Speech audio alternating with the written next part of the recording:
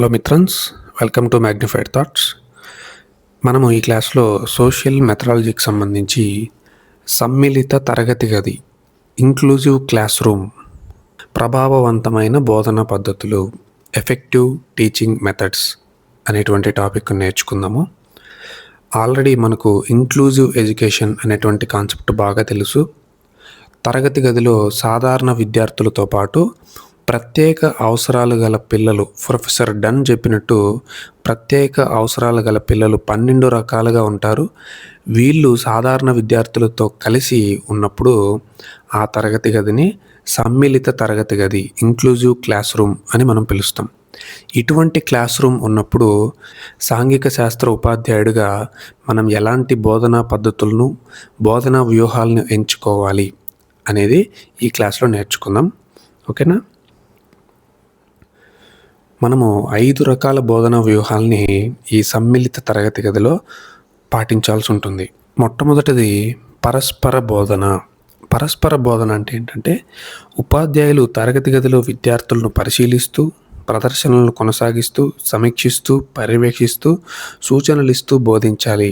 అంటే క్లాస్ రూమ్లో మనం ఉన్నప్పుడు నువ్వు ఒక్కడివే లేదా ఒక్కదానివే ఉంటావు. నువ్వే పాఠం చెప్తూ, నువ్వే రివ్యూ చేస్తూ, నువ్వే గైడ్ చేస్తూ, నువ్వే డెమాన్స్ట్రేషన్లు ఇస్తూ, నువ్వే ప్రశ్నలు అడుగుతూ, ఇలా నువ్వే నాయకుడిగా ఒక్కడివే సమ్మిళిత తరగతి గదిని నడిపించావంటే ఆ బోధనని పరస్పర బోధన అంటారు. ఓకే. రెండవది ప్రత్యామ్నాయ బోధన.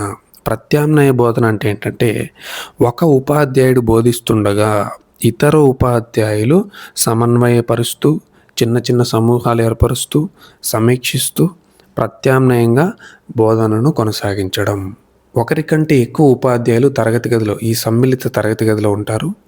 ఒకరు పాఠం చెప్తూ ఉంటారు, మిగిలినటువంటి ఉపాధ్యాయులు తరగతి గదిలో చిన్న చిన్న సమూహాలను ఏర్పరచడం, సమూహాలని గైడ్ చేయడం, వాళ్ళని కోఆర్డినేట్ చేయడం, వాళ్ళకి హెల్ప్ చేయడం, ఇవన్నీ కూడా చేస్తూ ఉంటారనమాట. దీన్ని ప్రత్యామ్నాయ బోధన అంటారు. నెక్స్ట్ మూడవది సమాంతర బోధన. సమాంతర బోధన అంటే అర్థం ఏంటంటే, మిశ్రమ సామర్థ్యం కలిగిన విద్యార్థులను సమూహాలుగా ఏర్పరిచి, మిశ్రమ సామర్థ్యాలు, ఒకరికి క్రీడలు బాగా ఇష్టం ఉంటుంది, ఒకరికి మ్యాథ్స్ బాగా ఇష్టం ఉంటుంది, ఇంకొకరికి డ్రాయింగ్ వేయడం చాలా ఇష్టంగా ఉంటుంది. ఇలా డిఫరెంట్ ఎబిలిటీస్ ఉన్నటువంటి పిల్లల్ని గ్రూపులుగా ఏర్పరచాలి. బాగా చదివేటువంటి పిల్లలందరినీ ఒక గ్రూప్గా చేయకూడదు. బాగా ఆటలాడేటువంటి పిల్లలందరినీ కలిపి ఒక గ్రూప్ చేయకూడదు. అలా చెప్పట్లేదు. మిశ్రమ సామర్థ్యం ఉన్నటువంటి విద్యార్థులను సమూహాలుగా ఏర్పరిచి ఒకే తరగతి గదిలో వాళ్ళని కూర్చోబెట్టి వివిధ సమూహాలకు ఒకే అంశాన్ని వివిధ ఉపాధ్యాయులు బోధించడమే సమాంతర బోధన, ప్యారలల్ టీచింగ్ అంటారు. అంటే అర్థం ఏంటంటే, ఒక 5-6 గ్రూపులు చేశాం క్లాస్ రూమ్లో. ఒక 3 టీచర్లు ఉన్నారనుకుందాం. 6 గ్రూపులు, 3 టీచర్లు. సో ఒక్కొక్క టీచర్ ఏం చేస్తారంటే 2 గ్రూపుల్ని తీసుకుంటారు. ఆ 2 గ్రూపులకి పాఠం చెప్తూ ఉంటారు. 2 గ్రూపులకి ఒకసారి చెప్తూ ఉంటారు, ఇంకో 2 గ్రూపులకి ఇంకోసారి చెప్తుంటారు, ఇంకో 2 గ్రూపులకి ఇంకోసారి చెప్తుంటారు. ఈ విధంగా ఒకే పాఠాన్ని ఒకే సమయంలో ఒకే క్లాస్ రూమ్లో డిఫరెంట్ గ్రూప్స్కి డిఫరెంట్ టీచర్లు బోధించడమే సమాంతర బోధన. అర్థమైంది కదా?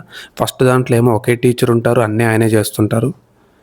రెండో దాంట్లో ఒకరికన్నా ఎక్కువ ఉంటారు, ఒకరు పాఠం చెప్తుంటే మిగిలిన వాళ్ళు సమన్వయపరచడము, గైడ్ చేయడం, ఇవన్నీ చేస్తూ ఉంటారు.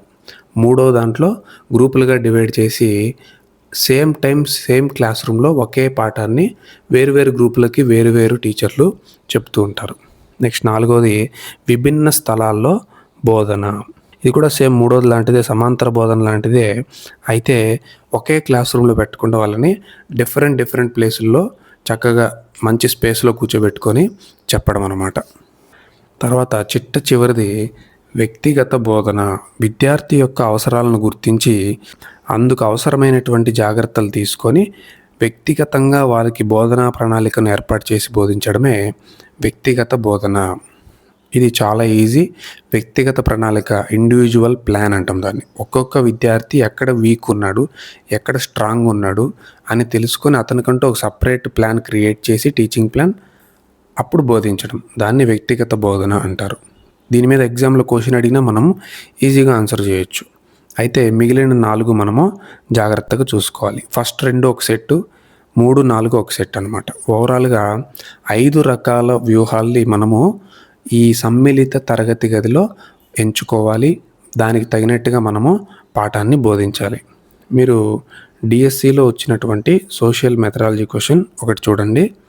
మిశ్రమ సామర్థ్యం కలిగిన విద్యార్థులను సమూహాలుగా ఏర్పరిచి ఒకే తరగతి గదిలో వివిధ సమూహాలకు ఒకే అంశాన్ని వివిధ ఉపాధ్యాయులు వారి సామర్థ్యాల మేరకు బోధించడం అనేది ఎలాంటి బోధన అవుతుంది? ప్రత్యామ్నాయ బోధన, సమాంతర బోధన, వ్యక్తిగత బోధన, పరస్పర బోధన, alternative teaching, parallel teaching, individualized teaching, mutual teaching. మీ ఆన్సర్ ఏమవుతుంది? సమాంతర బోధన. It will be the parallel teaching. Option 2 is correct answer. ఓకేనా? This is how you need to understand the concept. Prepare well. I will see you in the next class. Bye.